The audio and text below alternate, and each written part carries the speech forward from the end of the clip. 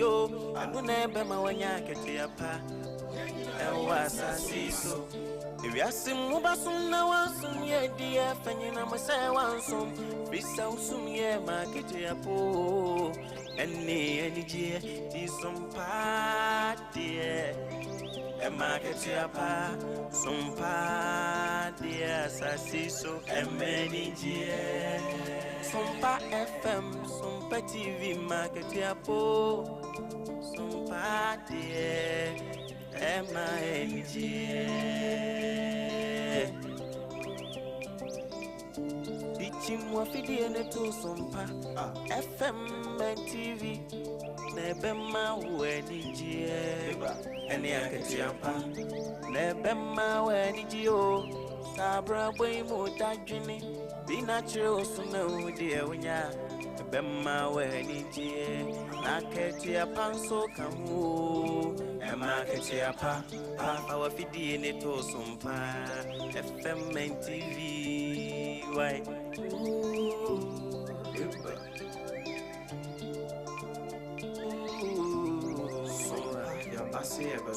Yasim Sompa mani dieni akati apana unu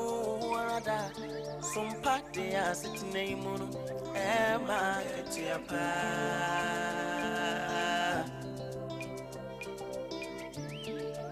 Ye no mai munsam makudi munsam jina ne kasebo Biti sam ni ejasu sem jina Sompa de abama Sompa FM Emma Ketiapa, Sompa TV, many